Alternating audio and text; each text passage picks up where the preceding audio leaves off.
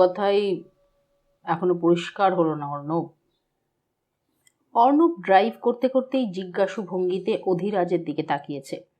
অধিরাজ শান্ত স্বরে বলে, লালবাজারের কেসটা বুঝলাম না, এখনো জানতেই পারলাম না অফিসার দাশগুপ্ত এত জায়গা থাকতে শিশির সেনকে ওই লালবাজারের সামনেই দাঁড়াতে বলেছিলেন কেন?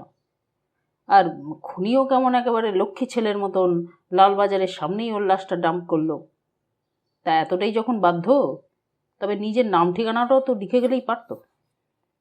আমিও বুঝিনি স্যার। তবু ভালো যে তুমি এটুকু বুঝেছো যে তুমি বোঝোনি। অধিরাজ হতাশ। আমি যে কি বুঝলাম সেটাই তো নিজে বুঝতে পারছি না। যে খুনি 32 বছর আগে ধরাধর 9খানা খুন করে বেরিয়ে গেল, সে পরবর্তী 32 বছর ধরে কি ঘোড়ার ঘাস কাটছিল? সার্জিক্যাল স কিলারের আর কোনো অ্যাক্টিভিটি তো একদম নেই, একদম মেডেন ওভার। অধিরাজ চিন্তামগ্ন হই একখানা চিপসের প্যাকেট তুলে নিয়ে খেতে খেতে বলল, এবং 32 বছর পরে যখন ফের কেস ফাইলটা খুলল তখনই তিনি এসে হাজির হলেন। অর্থাৎ তিনি মরেননি, কোথাও গায়েবও হননি, এমনকি সাধু সন্ত হয়ে হিমালয়তেও প্রস্থান করেননি। তাহলে মাঝখানের ইতিহাসটা এত ফাঁকা কেন? এরকম উদ্ভট প্যাটার্নের চেঞ্জের কি কোনো মানে হয়? অধিরাজ চিন্তিত মুখেই চিপসের বড়সড় একটা টুকরোয় আলতো কামড় দিল। এতটাই অন্যমনস্ক যে খেয়ালই করেনি ওই বিশেষ ফ্লেভারের চিপসটা আহেলির জন্যই কিনে আনা হয়েছে। ওরা আহেলিকে তুলে আনার জন্য বাড়ি গিয়েছিল। তখন সে বেচারি সবে ডিনার খাওয়ার তোড়জোড় করছে। 2 অফিসারের উৎপাতে ডিনারটা মাথায় উঠল ঠিকই, তবে অতটা নিষ্ঠুরও হয়নি অধিরাজ। রাস্তাতেই তার জন্য একগাদা শুকনো খাবার, বার্গার, মোমো, চিপস ইত্যাদি কিনে নিয়েছে। আহেলি লাজুক মুখে কান চুলকোতে চুলকোতে বলেছিল, এত খাবার আমি একা কি করে খাবো? আপনি একা নন মিস মুখার্জি, অধিরাজ নির্লিপ্তভাবে বলে, অর্ণবও খাবে। আজকে কত রাত অবধি অপেক্ষা করতে হবে তার তো কোনো ঠিক নেই। যা পারেন এবং যতটা পারেন ঠুসে নিন, বাকিটা অর্ণব বুঝে নেবে। স্পেশালি মোমোগুলো ওর জন্যেই। অর্ণব একটু অপ্রস্তুত হয়ে মাথা চুলকে আহেলির মুখের ভাব মেপে নিয়েছিল। আহেলিও মোমো খেতে ভীষণ ভালোবাসে। ভেবেছিল তেমন হলে শেয়ার করে নেবে, কিন্তু আহেলির মুখের দিকে তাকিয়েই আতঙ্কে ওর প্রাণ উড়ে যায়। আহেলি একদম খুনি দৃষ্টিতে তাকে দেখছে। সার্জিক্যাল স কিলারকে এখনো সচক্ষে দেখেনি, তবে সেই দুর্দান্ত খুনিও নির্ঘাত আহেলির এই ভলডেমর্ট মার্কা মুখভঙ্গি দেখলে সার্জিক্যাল স ছেড়ে আলু পটল বেচতে বসে যাবে। সে আবার আর চোখে আহেলির দিকে তাকালো। এখন তার অতি প্রিয় ফ্লেভারের চিপসের প্যাকেট তুলে নিয়ে নির্বিবাদে খাচ্ছে অধিরাজ। অদ্ভুত ব্যাপার, এখন কিন্তু আহেলির মুখে কোনোই রাগের প্রকাশ নেই, বরং সে ভারী সস্নেহে একদৃষ্টে তাকিয়ে আছে অধিরাজের দিকে। অর্ণব ভয়ে ভয়ে বলল, আপনি মিস মুখার্জির ফেভারিট ফ্লেভারের চিপসটা খাচ্ছেন স্যার? হোয়াট? এবার সম্বিত ফিরে পায় অধিরাজ। অপ্রস্তুত হয়ে বলে, ওহো, তাই তো, অনেকটা খেয়ে ফেলেছি, সরি। বলতে বলতেই কি করবে বুঝতে না পেরে কাণ্ডজ্ঞানহীনের মতন আধ খাওয়া চিপসের টুকরোটাই এগিয়ে দেয় আহেলির দিকে। Miss Mukherjee please. আহেলি চিপসের টুকরোটার দিকে থাবা বাড়াতেই যাচ্ছিল, তার আগেই হাঁ করে ওঠে অর্ণব। ও কি করছেন স্যার? ওটা তো আপনার এঁটো। আহেলি রীতিমতো দাঁত কিরমির করে ওঠে। আপনার তাতে কি? ওটা এঁটো হোক, আস্ত হোক, সিকি ভাগ হোক, আপনি বলার কে? মরেছে। অর্ণব বুঝেই উঠতে পারে না যে সে আবার কি দোষ করল। অধিরাজ আরো অপ্রস্তুত হয়ে আধখানা চিপস ধরা হাতটা সরিয়ে ফেলতে যাচ্ছিল, তার আগেই খপ করে ওর হাতটা ধরে ফেলেছে আহেলি। অধিরাজ আর অর্ণব সবিস্ময়ে দেখল সেই আধখানা চিপস রীতিমতন খামচা মেরে ছিনিয়ে নিয়ে মহানন্দে গপাত করে গিলে ফেলল সে। অধিরাজ আক্ষরিক অর্থেই কিছুক্ষণ হাঁ করে তার দিকে তাকিয়ে থাকে, তারপর গোটা প্যাকেটটাই নীরবে এগিয়ে দিল আহেলির দিকে। আহেলি ভারী খুশি হয়ে বলে, থ্যাঙ্কস। অধিরাজ বিড়বিড় করে বলে, ওয়েলকাম। ফেভারিট চিপসটা একটু খেয়ে ফেলেছি বলে খামচে দেওয়াটা কি জরুরি ছিল? অর্ণবের এবার ডাক ছেড়ে কাঁদতে ইচ্ছে করে। এই লোকটার মাথায় সব ঢোকে। জটিল থেকে জটিলতর কেসে বিদ্যুতের মতন মস্তিষ্ক খেলে যায়, কিন্তু এই সামান্য ইকুয়েশনটা যে কেন মাথায় ঢোকে না কে জানে। আহেলি যে এঁটো আধ খাওয়া চিপসটা নির্বিবাদে খেলো সেটা দেখলো না, শুধু খামচে দেওয়াটাই তার চোখে পড়ল। অদ্ভুত প্যাটার্ন, অবশ্য যদি না এর মধ্যে কোনো মিনিংফুল স্ট্র্যাটেজি থাকে। অধিরাজ চিপস সমস্যা ছেড়ে ফিরে গিয়েছে খুনির প্যাটার্নে। আমার এমন কেন মনে হচ্ছে যে 9 নম্বর খুনটার পর খুনি আর মার্ডার করার দরকার ছিল না। মানে স্যার?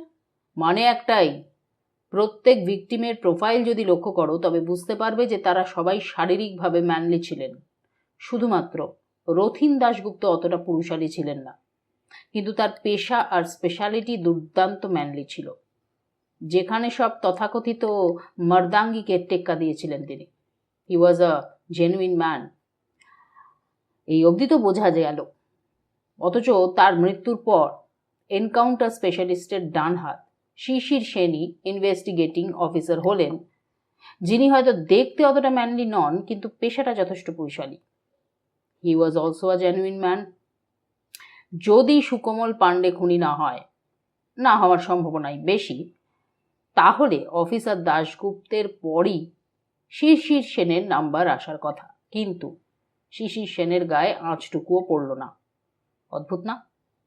অর্ণব একটু ভেবে বলল, হ্যাঁ ঠিকই, তার মানে শিশির সেনকেও সন্দেহের বাইরে রাখা যাচ্ছে না। Good thinking. দুঃখজনক হলেও এটাই ফ্যাক্ট। প্রার্থনা করি শিশির সেন বহাল তবিয়তে বহু বছর বেঁচে পড়তে থাকুন, কিন্তু তার 10 নম্বর শিকার না হওয়াটা সত্যিই কিন্তু আশ্চর্যজনক।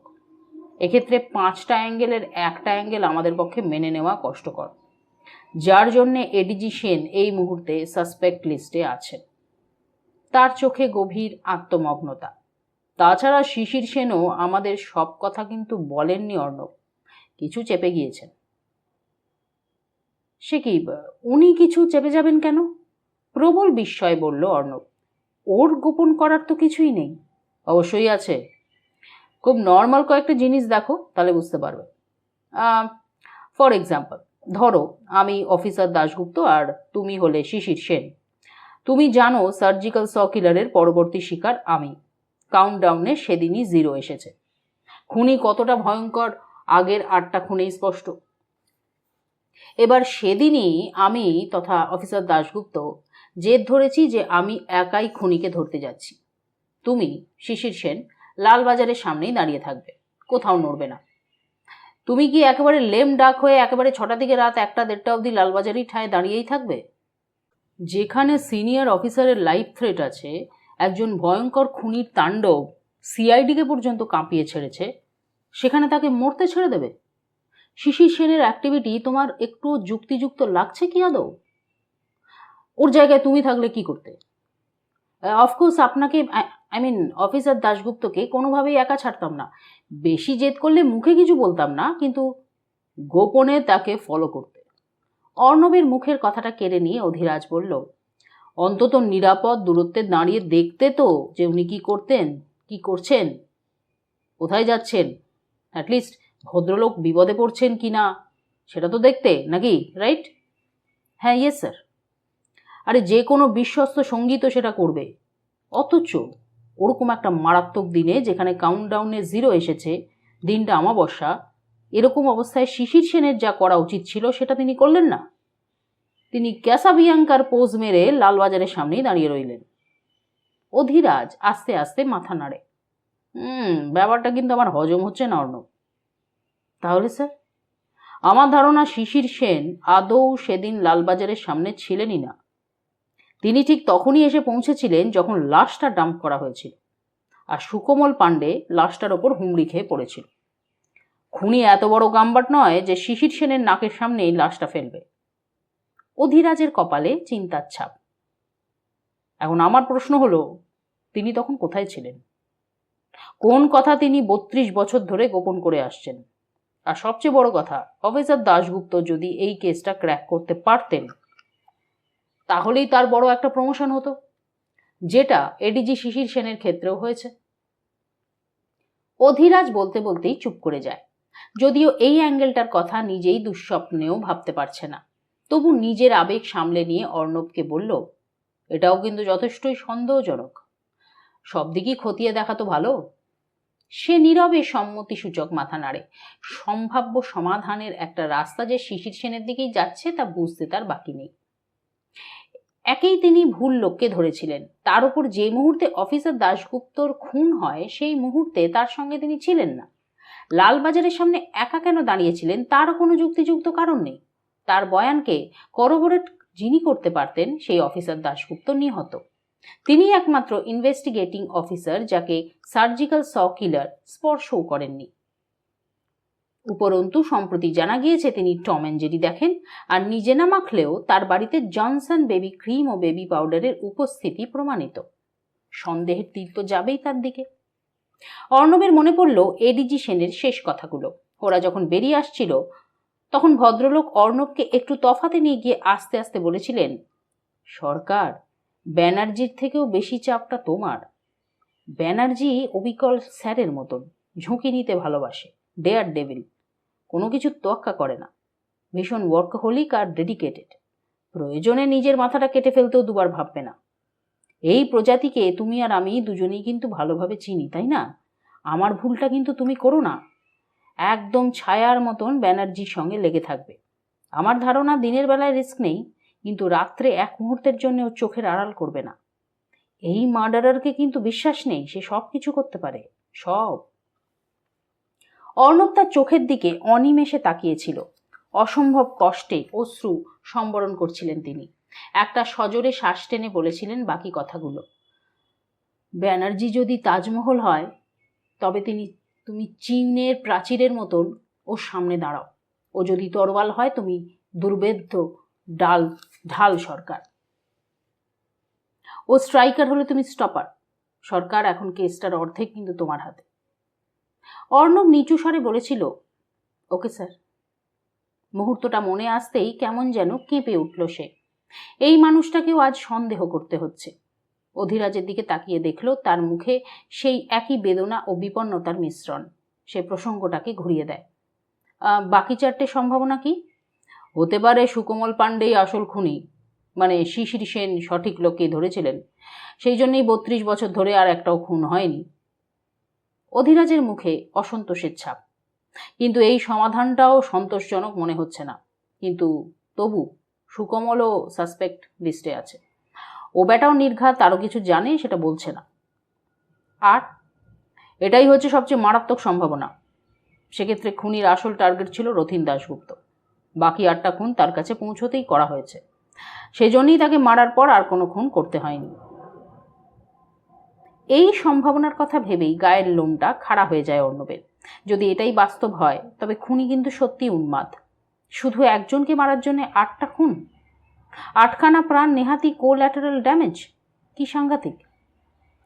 তথাকথিত যমরাজ অনেক হিস্ট্রি শিটার গ্যাংস্টারদের পথের কাঁটা হয়ে দাঁড়িয়েছিলেন। ওই লোকটা আলটপকা মরে গেলে গোটা আন্ডারওয়ার্ল্ড শ্যাম্পেনে স্নান করত। তার উপর এমন ভয়ঙ্কর মৃত্যু দেখলে মনে হয় না যে গায়ের জ্বালা মিটিয়েছে। তাহলে আগের অতগুলো প্রাণ এমনি এমনি নিয়ে নিল? এমনি এমনি নয় অর্ণব। অধিরাজ একটু চিন্তা করে নেয়। প্রথম 5 জনকে ইচ্ছে করেই মেরেছে। 2-3টে লাশ পড়লে 1987 সালের পুলিশ চট করে সিআইডি হোমিসাইডকে ডাকতো না। কিন্তু খুনির ব্যাড লাক, 5টা খুন করার পরও পুলিশ সিআইডিকে কেসটা ট্রান্সফার করলো না। উনি তৎক্ষণাৎ ইনভেস্টিগেটিং অফিসারকে খুন করলো। হয়তো তার আগেও সে আইওদের খুন করার প্ল্যানিং করেনি, কিন্তু এবার সে একটা সিরিয়াল কিলিংয়ের প্যাটার্ন তৈরি করার সুযোগ পেয়ে গেল। তার লক্ষ্য তখনও অফিসার দাশগুপ্তই ছিলেন, কারণ সার্জিক্যাল স কিলার তখন কলকাতা কাঁপাচ্ছে। এরকম ভয়ঙ্কর খুনির জন্য তথাকথিত যমরাজকেই বেছে নেওয়া স্বাভাবিক ছিল ওপরওয়ালাদের। কিন্তু আবার ব্যাড লাক, অফিসার দাশগুপ্তর আগে আরও 2জন অফিসার এসে পড়লেন। খুনির প্যাটার্ন চেঞ্জ করার উপায় ছিল না, অগত্যা। কিন্তু মার্ডারার তো এক গুলিতেই অফিসার দাশগুপ্তকে উড়িয়ে দিতে পারত। হ্যাঁ পারত অর্ণব, পারত। কিন্তু সেক্ষেত্রে তৎকালীন হিস্ট্রি শিটারদের ওপরই লাফিয়ে পড়ত পুলিশ। সমস্ত গ্যাংস্টারদের ধরে ধরে কুকুরের মতন এনকাউন্টার করত। মানছি অফিসার দাশগুপ্তর শত্রুর সংখ্যা কম ছিল না, আবার এত বেশিও ছিল না যে গুণে শেষ করা যাবে না। ওই লোকটাকে মারতে গিয়ে নিজের পায়ে কেউ সরাসরি কুড়ুল মারে? বেশি ছিল না, কি বলছেন? কত লোককে উনি গুলি করে মেরেছেন। ঠিক সেই জন্যেই তার শত্রু সংখ্যা কম অর্ণব, কারণ অফিসার দাশগুপ্ত অপরাধীকে বাঁচিয়ে রাখার লোকই ছিলেন না। তার মতে শত্রুর শেষ রাখতে নেই, তাই বেশিরভাগই ফৌত হয়ে গিয়েছে। যারা ছিল তারা সরাসরি পুলিশ স্কোয়াডকে নিজেদের এনকাউন্টার করার ইনভিটেশন কখনো কি দেবে? কারণ শুধু অফিসার দাশগুপ্ত মারা গেলে সাসপেক্টের সংখ্যা তো লিমিটেড, কিন্তু সিরিয়াল কিলিংয়ের চেইনে ফেলে দাও, কোনো সাসপেক্টই পাবে না। যেমন আমাদের হাতে নেই, 7 জন ছিলেন, কিন্তু 7 জনকেই বেনিফিট অফ ডাউট দিতেই হচ্ছে। সন্দেহের আওতায় থাকলেই কারোরই জোরালো মোটিভ তো নেই। কথাটা নিঃসন্দেহে সত্যি। বাকি কেসগুলোয় সাসপেক্টের মধ্যে অপরাধীকে খুঁজে বের করতে হয়, এখানে সাসপেক্টরাই সম্ভবত নিরপরাধ। একটা গোটা শহর থেকে খুনিকে খুঁজে বের করতে হবে যার কোনো পরিচয়ই জানা নেই। অর্ণবের মনে হলো তারা একটা নৃশংস ম্যান ইটারের খোঁজ করে বেড়াচ্ছে যার সম্পর্কে কোনো তথ্যই নেই। সে দেখতে কেমন, লম্বানা বেটে, ফর্সানা কালো, কি জাতীয় জন্তু, রুদ্রপ্রয়াগের লেপার্ড না কালান্তক বুনিপ, কিছুই জানে না। আর ফোর্থ হলো ব্ল্যাক ম্যাজিক, যেটা অফিসার দাশগুপ্তরও সন্দেহ হয়েছিল। লক্ষ্য করেছো, ওদিকে এক ভিকটিমের স্ত্রীও জানিয়েছেন যে অফিসার এক বাবার কাছে গিয়েছিলেন। অমাবস্যা, শিরোচ্ছেদ, সেক্স, এগুলো কিন্তু ব্ল্যাক ম্যাজিকের দিকে ইঙ্গিত করছে। ব্ল্যাক ম্যাজিকের কেস হলে স্বাভাবিকভাবেই মাথাগুলো পাওয়া যাবে না, এই অবধি ঠিক আছে, কিন্তু সেক্ষেত্রেই বা হত্যালীলাটা থামলো কেন? যিনি এই নরবলিগুলো দিচ্ছিলেন তার কি শুধু 9 জনেরই বলি দেওয়ার প্রয়োজন ছিল? তাহলে যিনি আমার মাথার ওপর তাণ্ডব করছেন তার কি চাই? তিনি কি ইনি? সে চিন্তান্বিত স্বরে বলে,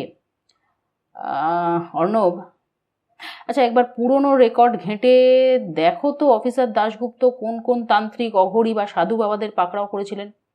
তাদের মধ্যে যদি একজনও বেঁচে থাকেন তাকেও আমি দেখতে চাই। Okay sir. And last but not the least angle, কেউ সুকমল পাণ্ডেকেই ফ্রেম করতে চেয়েছিল। সে জানতো যে ও লোকটা একজন সমকামী, সেজন্যেই গের অ্যাঙ্গেলটাও আনতে হলো। বলতে বলতেই বিরক্তিতে মাথা নাড়ে সে। এ থিওরিটাও হাস্যকর। সুকোমল কাণ্ডেকে ফ্রেম করতে হলে একটা খুনই যথেষ্ট ছিল, কষ্ট করে 9খানা খুন করার অর্থ কী? অবশ্য একটা খুন করলে সুকোমলের যাবজ্জীবন হতো, কিন্তু 9টা খুন করলে ফাঁসি তো অবধারিত। তাহলে বুঝতে হবে খুনির সুকোমলের ওপর প্রচণ্ড রাগ ছিল। ওকে ফাঁসিতে লটকাবার জন্যই এত প্রচেষ্টা। আবার তাকে ধরলেন কে দেখো, আবার শিশির সেন, যিনি আবার বিখ্যাত এনকাউন্টার স্পেশালিস্টের বিশ্বস্ত সঙ্গী। স্যারের মতন তিনিও এনকাউন্টারে ওস্তাদ। আর পুলিশের গায়ে হাত তুললে পুলিশ যে কতটা রিভেঞ্জফুল হতে পারে তা তো সর্বজনবিদিত। তার উপর আবার প্রিয় স্যারের ওই দশা চোখের সামনে দেখে শিশির সেনের মাথায় খুন চেপে যাওয়াটাই স্বাভাবিক। ওই মুহূর্তে তার পক্ষে সব থেকে নর্মাল অ্যাকশন ছিল তখনই সুকোমলের বুকে পুরো 6টা বুলেট ঠুকে দেওয়া। হয়তো খুনিও তেমনই কিছু একটা এক্সপেক্ট করেছিল, কিন্তু তিনি আবার সেসব না করে ঠান্ডা মাথায় লোকটাকে গ্রেফতার করলেন। শিশির সেনের চরিত্রের সঙ্গে একেবারেই কিন্তু যাচ্ছে না। আবার জজ সাহেবও লোকটাকে ফাঁসি দিলেন না। দেখো খুনির কি কপাল। কিন্তু হয়তো তাতেই সন্তুষ্ট ছিল, কিন্তু 32 বছর পর যেই সে মুক্তি পেল, এবার আমাকে পটল তুলিয়ে সুকোমলকে মামার বাড়ি অথবা জমের বাড়ি পাঠাবার তাল করছে। অধিরাজ আপন মনেই মাথা নাড়ল। সুকোমল পাণ্ডের চেয়েও এই কেসে বেশি মিস্টিরিয়াস কিন্তু শিশির সেনের ক্যারেক্টারটা। অনব কিছু একটা গোলমাল আছেই যা উনি বলছেন না। খুনির প্যাটার্ন দেখেই আমার মনে হচ্ছে সে 5 জনকে আন্তাবড়ি মারলেও আসলে তার মেইন টার্গেট পুলিশ অফিসাররাই ছিলেন। আমি খুব আশ্চর্য হব না যদি আরও সূক্ষ্ম বিচারে অফিসার দাশগুপ্ত হয়ে থাকেন।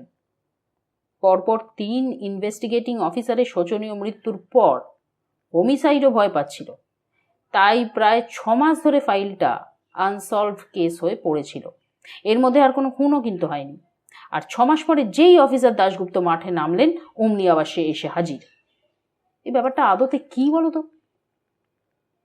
আর 32 বছর পরে আবার যখন কেস ফাইল খুলল, আবার সে হাজির। কাঁপা কাঁপা স্বরে অর্ণব বলল। অধিরাজ ছোট্ট নট করে, ওয়েল সেড। কিন্তু সেখানেও গোলমাল। কাউন্টডাউন তো শুরু হয়েছে ঠিকই, কিন্তু এখনো পর্যন্ত আমরা তার সিগনেচার সার্জিক্যাল সয়ের দেখা কিন্তু পাইনি। বাবুর মাথাটা অক্ষতই ছিল। গেস হু? সেরকম লেখা হাঁড়ি বা কোথায় গেল? প্যাঙ্কুয়োরোনিয়ামের প্রয়োগ বা সেক্সুয়াল অ্যাসল্ট হয়েছে কিনা সেটা অবশ্য রাতেই জেনে যাব, কিন্তু মার্ডারের প্যাটার্নটা আবার চেঞ্জ হলো কেন? অধীরাজ চোখ বুজে সিটে এলিয়ে পড়ল। আনমনে নিচু স্বরে বিড়বিড় করে, সেম মার্ডারার না চলমান অশরীরীর মতন legacy? Phantom informer, fantastic stalker, সত্যি গেয়ে না ভান করছে? সুমঙ্গল পণ্ডিত, মিসিং লিঙ্ক? শিশির সেন কি লুকোচ্ছেন? সুকোমল পাণ্ডে কি জানে? বেবো ব্রিগানজা, ব্ল্যাক ম্যাজিক, অমাবস্যা, লাল হলুদ বাইক? না, কোনো সিঙ্গল থিওরি তো ঠিকমতো বসছে না। তবে কি এমন অন্য কোনো অ্যাঙ্গেল আছে যেটা আমরা মিস করছি? গেস হু নয়, গেস ওয়াই। কেন কেন? অর্ণব চুপচাপ ড্রাইভ করতে থাকে। সে জানে এখন অধীরাজকে বিরক্ত করা উচিত নয়। অধীরাজ এখন অঙ্ক মেলানোর চেষ্টা করছে, এই ভঙ্গি তার চিরপরিচিত। অর্ণব তাই ভুল করেও হর্ন দিচ্ছে না। আহেলিও যথেষ্ট বুঝদার। সে চিপসের প্যাকেটটাকে সরিয়ে রাখে। চিপসের প্যাকেটের খচরমচর বা খাওয়ার সামান্য আওয়াজও মানুষের চিন্তাকে ব্যাহত করতে পারে। অধীরাজের মুখে অনেক দ্বিধা, সংশয়, চিন্তা এসব ছাপ ফেলে ফেলে সরে যাচ্ছে। সে নিজের মনেই প্রশ্ন করে চলেছে, গেস ওয়াই, খুনির মনে কি আছে, কি প্রমাণ করতে চায়, কেন, ইত্যাদি। ভাবতে ভাবতেই আচমকা সে চোখ খুলে তাকালো। গাড়িটা ট্রাফিক সিগন্যালে আটকে গিয়েছে। অধীরাজ একটু অন্যমনস্কভাবেই আশেপাশে দৃষ্টি বুলিয়ে নিল। ঠিক তাদের গাড়ির পাশেই একটা ট্যাক্সি এসে দাঁড়িয়েছে। পেছনের সিটে একজন বোরখা পরা মহিলা একগোছা গোলাপ হাতে নিয়ে বসে আছেন। দেখলেই বোঝা যায় সন্তান সম্ভবা। অধীরাজ অপ্রতিভ হয়ে দৃষ্টি সরিয়ে নেয়। একজন গর্ভবতী মহিলাকে এমন প্যাট প্যাট করে দেখাটা অশালীন। ট্যাক্সির মধ্যে বসে কালো বোরখার নিচে একজন পুরুষ তার এই ভদ্রতা বোধে ফিক করে হেসে ফেলল। সে অনেকক্ষণ ধরেই এই গাড়িটার পেছন পেছন আসছে। সারা ট্যাক্সিতে গোলাপের পাপড়ি ছড়ানো। এতক্ষণ ধরে একটা একটা করে গোলাপের পাপড়ি ছিঁড়ছিল আর বলছিল, he loves me, he loves me not. এবার তার হিংস্র দৃষ্টি অধীরাজের ওপর স্থির হলো। সে চাপা গলায় বলে, হু কেয়ার্স? খুব আস্তেই হেসে উঠল লোকটা। হাতে যে গোলাপটা ছিল সেটাকে অদ্ভুত এক রাগে মুঠোয় পিষছে। সুন্দর গোলাপটার সমস্ত পাপড়ি মুহূর্তের মধ্যে নিষ্ঠুর নিষ্পেষণে দলিত মথিত হয়ে দুমড়ে মুচড়ে খসে পড়ল। একটা গোলাপ যৌবনেই খুন হয়ে গেল।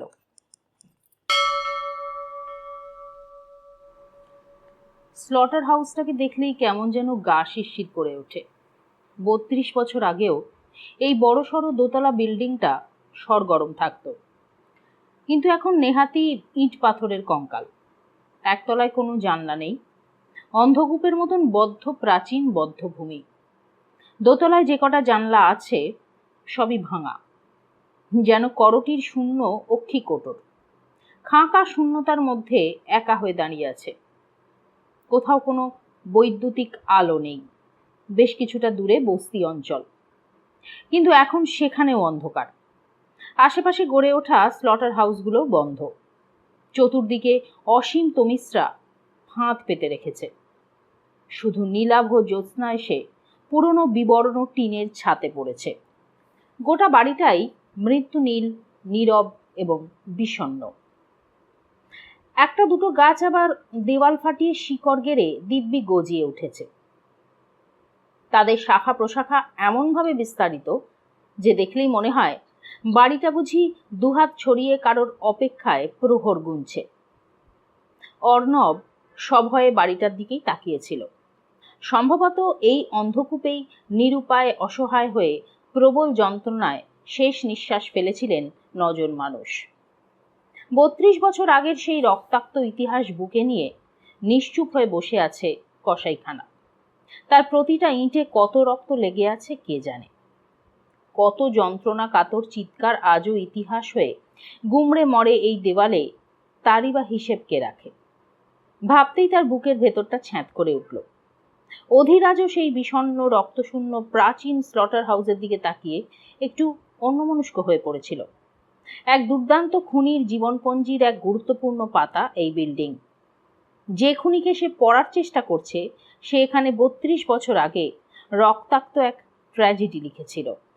এই ভগ্নপ্রায় বিধ্বস্ত প্রাচীন বাড়িটা সেই গল্প শোনাবে কি?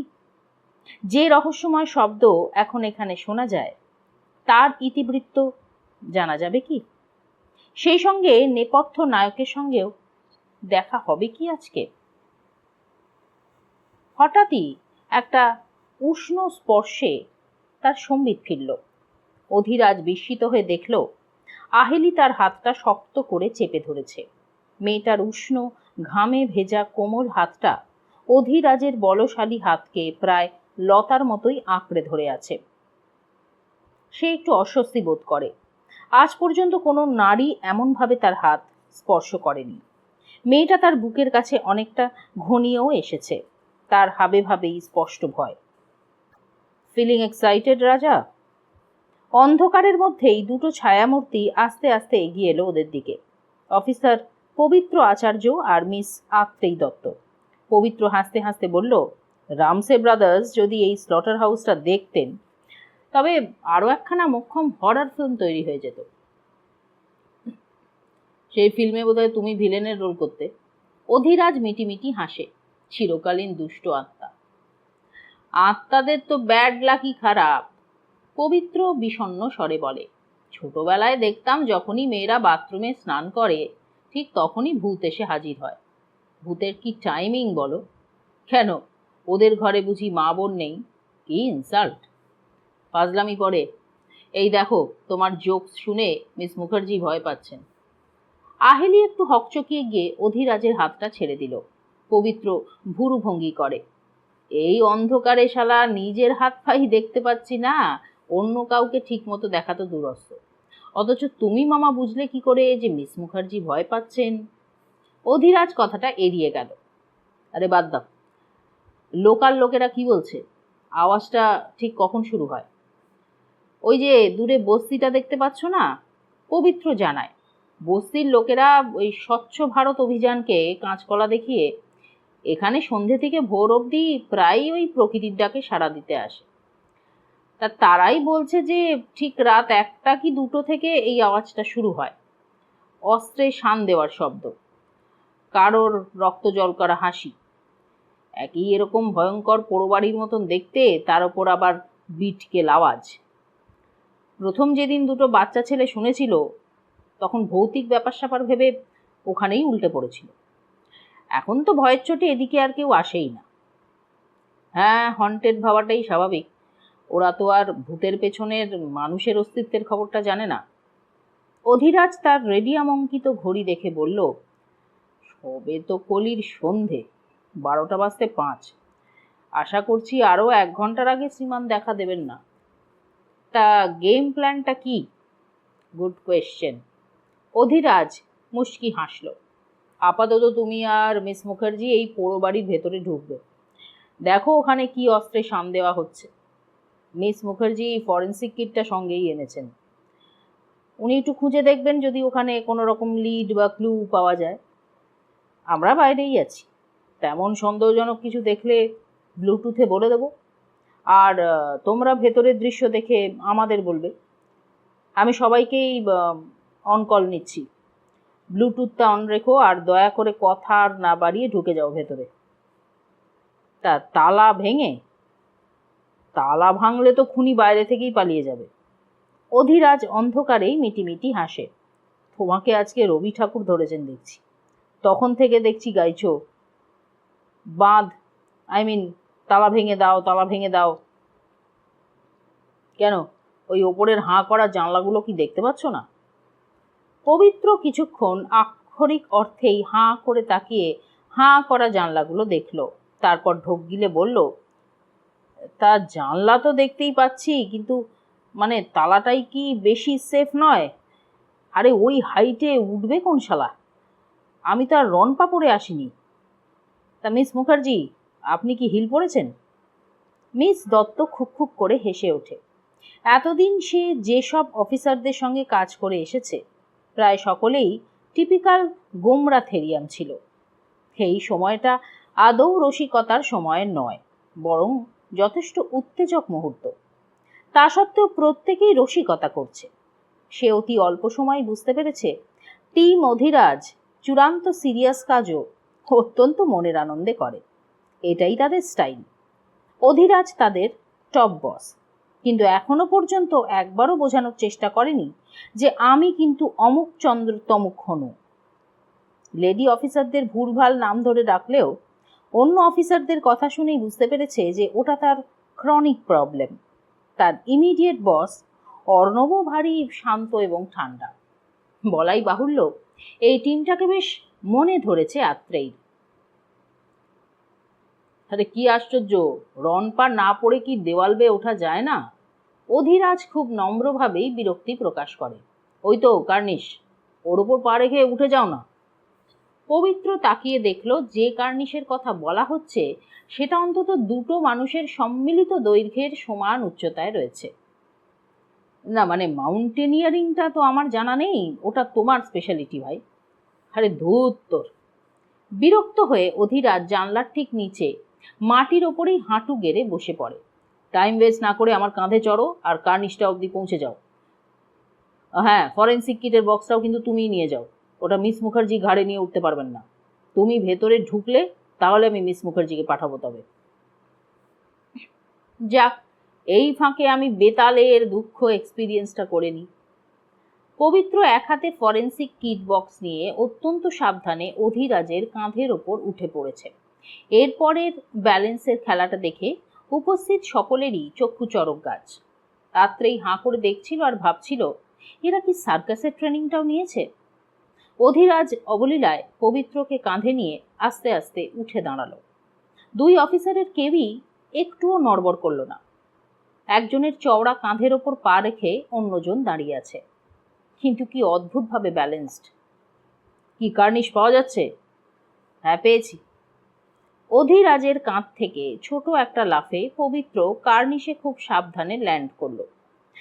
তারপর আরেকটি শৈল্পিক লাফ মেরে ফাঁকা জানলা দিয়ে ঢুকে যাওয়াটা নিতান্তই জলভাত। ভেতরে ঢুকে সে জানলা দিয়ে হাত নাড়ায়। হ্যাঁ পৌঁছে গেছি। Fine miss Mukherjee. আহেলির ঘটনা দেখেই আক্কেল গুরুম হয়ে গিয়েছিল। সে ঢোক গিলে বলে, আমাকেও কি কার্নিশে উঠে লাফ মেরে ভেতরে ঢুকতে হবে? অত কষ্ট করতে হবে না, পবিত্র তো অলরেডি ওখানে আছে। আপনি শুধু কার্নিশে ঠিক করে পাটা রাখবেন, ও আপনাকে হাত ধরে টেনে তুলে নেবে। সে আত্রেয়ীর দিকে তাকায়। মিস দত্ত, ওনাকে একটু হেল্প করুন তো প্লিজ। স্বাভাবিক, মহিলাদের লেডি অফিসাররাই সাহায্য করবেন। অফিসার আত্রেয়ী দত্ত মাথা ঝাঁকিয়ে সেদিকে এগোতেই যাচ্ছিল। তার আগেই নজরে পড়ল অধিরাজের পেছনে দাঁড়িয়ে থাকা অর্ণব ইশারায় নেতিবাচক মাথা নাড়ছে। কয়েক পা এগিয়েই থমকে গেল আত্রেয়ী। বিহ্বল হয়ে অধিরাজের দিকে তাকায় সে। কি বলবে বুঝতে পারছে না। অধিরাজ অবাক। কি হলো? আমার পিঠে ক্র্যাম্প ধরেছে স্যার। হ্যাঁ, কখন আবার ক্র্যাম্প ধরলো? এতক্ষণ তো ঠিকই ছিলেন। অধিরাজ চোখ কপালে তুলে ফেলেছে। এই তো আপনি দিব্যি স্ট্রেট হেঁটে এলেন। আত্রেয়ী দত্ত তার বড় বড় চোখ দুটোয় একেবারে অসহায় নিরূপা রায়ের দৃষ্টি এনে ফেলেছে। অর্ণব অতি কষ্টে হাসি সামলায়। হে মেয়ে তো দারুণ অভিনেত্রী। এবার অবিকল ৭২ বুড়ির মতন ঝুঁকে পড়ে বলল, হ্যাঁ এতক্ষণ ছিল না, কিন্তু এখনই। ও বাবা। অধিরাজ ঘাবড়ে গিয়ে বলে, না না ঠিক আছে, আপনি এখনই আমাদের গাড়িতে গিয়ে বসুন, ওখানে ওই স্প্রে আছে। এই অর্ণব। অর্ণব পেছনে দাঁড়িয়ে তামাশা দেখছিল আর কোনো মতে মুখে হাত রেখে হাসিটা আড়াল করছিল। আত্রেয়ীর অভিনয় রীতিমতো ইমপ্রেসিভ। এবার খুব নিরীহ ভঙ্গিতে সে এগিয়ে এলো। হ্যাঁ স্যার, বলছি ওনাকে একটু মেডিকেল কিট বক্স থেকে স্প্রেটা বের করে দাও তো। অধিরাজের মুখটা চিন্তান্বিত। এই রাতটা খুব ভাইটাল, ক্র্যাম্প ধরলে মুশকিল।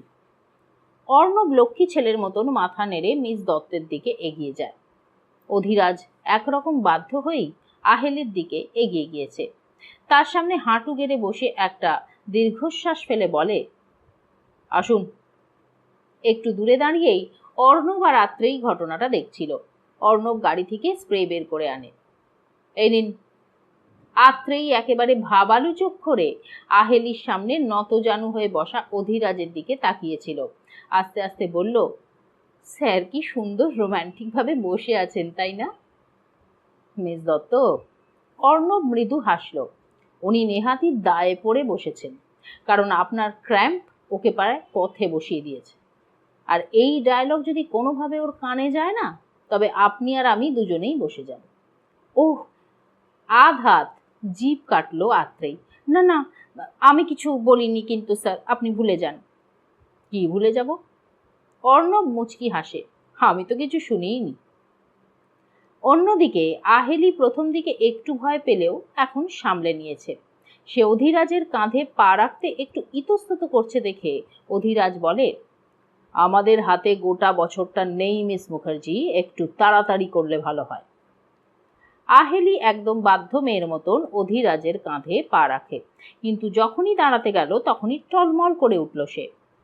বাবারে, পড়ে যাব। আপনি মিস না হয়ে মিসাইল হলে না অনেকটা সুবিধে হতো দেখছি। অধিরাজ ফোঁস করে নিঃশ্বাস ফেলে। দাঁড়াতে হবে না, আপনি বরং পা ঝুলিয়ে বসুন। সে বিনা বাক্য ব্যয়ে অধিরাজের দুই কাঁধের ওপর দুই পা ঝুলিয়ে বসল। কি কমফর্টেবল? আহেলি ভয়ে ভয়ে জানতে চায়, পড়বো না তো? অধিরাজ নিজের হাত দুটো তুলে দেয় তার দিকে। হাত ধরুন আর আরাম করে বসুন, ওরকম বাঁশের মতন স্টিফ হয়ে বসবেন না, আমি উঠ না। আহেলি তার হাত দুটো সজোরে চেপে ধরল। একটু একটু ভয় লাগলেও এই বিশেষ মানুষটির ওপর তার সম্পূর্ণ ভরসা আছে। তাকে কাঁধে নিয়ে কি অবলীলায় টান টান হয়ে দাঁড়ালো লোকটা, যেন আহেলি নামক বস্তুটির কোনো রকম ভর বা ভারই নেই। কি শক্ত কাঁধের লোক! এমন মানুষকে বিশ্বাস করা যায়, তার ওপর সহজেই নির্ভর করা যায়। এরপরের ইতিহাস সংক্ষিপ্ত। আহেলি খুব নিরাপদেই কার্নিশ অবধি পৌঁছে গেল, আর সেখান থেকে খুব সহজেই তাকে হাত ধরে ওপরে টেনে নিল অফিসার পবিত্র আচার্য। পবিত্র আর মিস মুখার্জি, আপনারা একটু সাবধানে গোটা বাড়িটা একটু ঘুরে দেখুন। আমার ধারণা কিছু না কিছু ওয়েপন নিশ্চয়ই পাওয়া যাবে। আর মিস মুখার্জি অ্যালার্ট থাকুন। সম্প্রতি যখন কারোর এখানে যাতায়াত শুরু হয়েছে তখন কোনো না কোনো ফরেন্সিক এভিডেন্স পাওয়াটা আশ্চর্য কিছু নয়। আমরা বাইরে আমাদের মহান অতিথির জন্য অপেক্ষা করছি। Got it sir.